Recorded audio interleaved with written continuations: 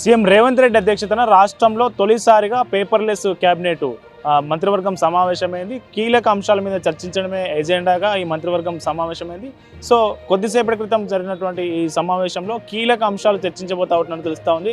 ముఖ్యంగా విబీజీ రామ్జీ కేంద్రం ఏదైతే జాతీయ గ్రామీణ మహాత్మా గాంధీ ఉపాధి హామీ పథకం ఏదైతే ఉందో దాన్ని మార్చి విబీజీ రామ్జీ కొత్త చట్టం చేయడం జరిగింది. దానికి ఈ చట్టంలో భాగంగా సగటు రోజులు కూడా పని దినాలు కూలీ లబ్ధిదారుల పని దినాలతో 120 రోజులు పెంచడంతో పాటు అట్లాగే వాళ్ళ వేతనం కూడా కనీస వేతనం కూడా 326 రూపాయల వరకు చేయడం జరిగింది. ఇట్లాంటి కొన్ని మార్పులతో దేశవ్యాప్తంగా జూలై 1 నుంచే ఈ అమల్లోకి వచ్చింది. మళ్ళీ ఈ అంశాన్ని తెలంగాణలో అమలు చేయాలా వద్దా, ఇందులో కొన్ని వేరే అంశాలు ఉన్నాయి, ప్రతికూల అంశాలు ఉన్నాయి. వ్యవసాయానికి సంబంధించి వ్యవసాయ సీజన్లో ఈ పథకాన్ని నడపాలా వద్దా, ఇట్లాంటి అన్ని అంశాల మీద కొన్ని సందిగ్ధత ఉన్న నేపథ్యంలో ఈ అంశాన్ని విబీజీ రామ్జీ చట్టాన్ని తెలంగాణలో అమలు చేయాలా వద్దా, ఒకవేళ అమలు చేయకుంటే దానికి ప్రత్యామ్నాయం ఎట్లా, ఇట్లాంటి అన్ని అంశాల మీద కేబినెట్లో సమావేశంలో డిస్కస్ చేస్తున్నట్లు తెలుస్తూ ఉంది. ఇంకా అట్లాగే మూసీ ప్రక్షాళనకు సంబంధించి మొదటి దశ ప్రాజెక్టు డిపిఆర్ కూడా మంత్రివర్గ సమావేశం ఆమోదం తెలుపబోతున్నట్లు మనకు తెలుస్తూ ఉంది. అట్లాగే మెట్రో రెండో దశకి ఇటీవలనే కేంద్ర మంత్రి కిషన్ రెడ్డి సీఎం రేవంత్ రెడ్డి అధ్యక్షతన జాతీయ పట్టణాభివృద్ధి మినిస్ట్రీ ఎవరైతే ఉన్నారో మినిస్టర్తోని మాట్లాడడం జరిగింది. సో మెట్రోకు ఖచ్చితంగా మీరు అనుమతులు ఇస్తే రెండో దశ మెట్రో ప్రారంభమవుతుంది. సో ఈ నేపథ్యంలోనే మెట్రో రెండో దశ మీద కూడా కీలక నిర్ణయం తీసుకునే అవకాశం కనిపిస్తూ ఉంది. ఇక మరొక కీలక అంశం ఏంటంటే ఫీజు రియంబర్స్మెంట్, విద్యార్థులకు సంబంధించి ఫీజు రియంబర్స్మెంట్ బకాయిలు పెద్ద ఎత్తున పేరుకుపోయినాయి. దీని మీద కూడా వాళ్లకు విడతల వారీగా విడుదల చేయాలా, ఎట్లా వాళ్ళకి క్లియర్ చేయాలనే దాని మీద కూడా క్యాబినెట్ డిస్కషన్ చేస్తున్నట్లు మనకు తెలుస్తూ ఉంది. ఇంకొక కీలక అంశం ఏంటంటే ఉపాధ్యాయులకు కూడా పిల్లలకు బ్రేక్ఫాస్ట్తో పాటు మధ్యాహ్న భోజనం పెడతా ఉన్నారు కదా ఇంటర్మీడియట్ వరకు. సో అందులో ఉపాధ్యాయులకు కూడా ఉదయం అల్పాహారం అట్లాగే మధ్యాహ్న భోజనం వాళ్ళకు కూడా విస్తరించాలంటే వాళ్ళకు కూడా పెట్టాలనే నిర్ణయం తీసుకున్నట్లు మనకు ఇన్పుట్స్ అంతా ఉన్నాయి. సో మధ్యాహ్న భోజనం అల్పాహారం ఇప్పుడు ఇంటర్మీడియట్ వరకు అందించాలని ప్రభుత్వం గతంలో నిర్ణయం తీసుకుంది. సో ఉపాధ్యాయులకు కూడా, ఎందుకంటే దాని నాణ్యత చెక్ చేయాల్సిన వాళ్ళు ఉపాధ్యాయులే కాబట్టి ఉపాధ్యాయులకు కూడా అల్పాహారం మధ్యాహ్న భోజనం వాళ్ళకు కూడా పెట్టాలని నిర్ణయం తీసుకున్నట్లు తెలుస్తూ ఉంది. సో మొత్తంగా ఈ ఎల్నినో సందర్భంగా ఇప్పుడు ఎల్నినో నేపథ్యంలో ఇప్పటివరకు రాష్ట్ర వ్యాప్తంగా ఎక్కడ ఋతుపవనాలు విస్తరించిన పరిస్థితి లేదు.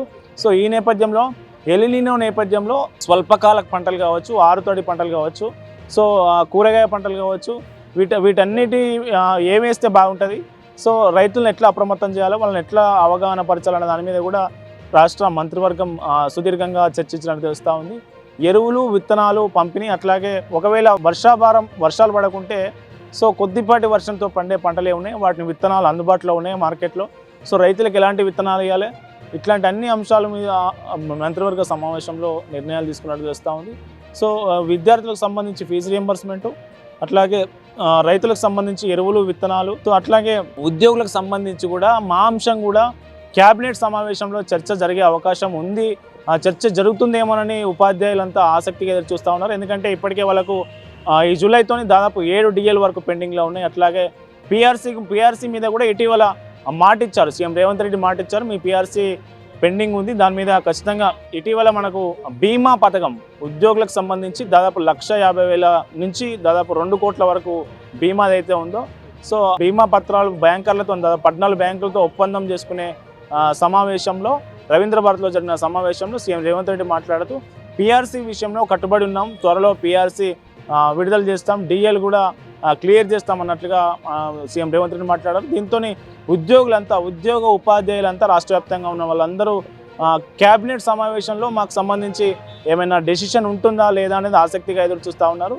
ఇప్పటివరకు అయితే ఉద్యోగ ఉపాధ్యాయులకు సంబంధించి ఏం చర్చ జరిగినట్లయితే మనకు సమాచారం అందలేదు. అట్లాగే పెండింగ్ బకాయిలకు సంబంధించి కూడా దాదాపు గత నెల 29న 2,000 కోట్లు, నిన్న 2 రోజుల క్రితం మళ్ళీ 2,000 కోట్లు, 4,000 కోట్ల రూపాయలు విడుదల చేస్తూ ఆర్థిక శాఖ ఉత్తర్వులు జారీ చేయడం జరిగింది. సో ఈ నేపథ్యంలో పెండింగ్ బకాయిలకు సంబంధించి కూడా ఈ క్యాబినెట్ సమావేశంలో చర్చకు వచ్చే వీలు లేనట్లుగానే మనకు కనిపిస్తూ ఉంది. సో ఇది మొత్తానికి క్యాబినెట్ సమావేశం అనంతరం మంత్రివర్గం తీసుకున్నటువంటి కీలక నిర్ణయాలు మంత్రి పొంగులేటి, పొన్నం ప్రభాకర్ అట్లాగే మిగతా సహచర మంత్రులతో కలిసి ప్రజలకు వివరించే అవకాశం ఉంది మీడియా ముఖంగా. సో ఇది మొత్తానికి రాష్ట్ర క్యాబినెట్ మొట్టమొదటిసారిగా పేపర్లెస్, అంటే దాదాపు అందరు మంత్రులకు ట్యాబ్లు ఇచ్చారు ప్రత్యేకంగా. సో గతంలోనైతే ఆ ఎజెండా ఏంటి, ఏ అంశాలు చర్చించాలో దేని మీద డిస్కషన్ నడవాలి దాని మీద పేపర్ కాపీ వాళ్ళకు ఎజెండా ఉండేది. సో ఇప్పుడు మొట్టమొదటిసారిగా పేపర్ లేకుండా అందరికీ ట్యాబ్లోనే అందరూ ఆన్లైన్లోనే క్యాబినెట్ ఎజెండా చూసుకొని దాని మీద డిస్కషన్ చేస్తున్న పరిస్థితి కొనసాగుతా ఉంది.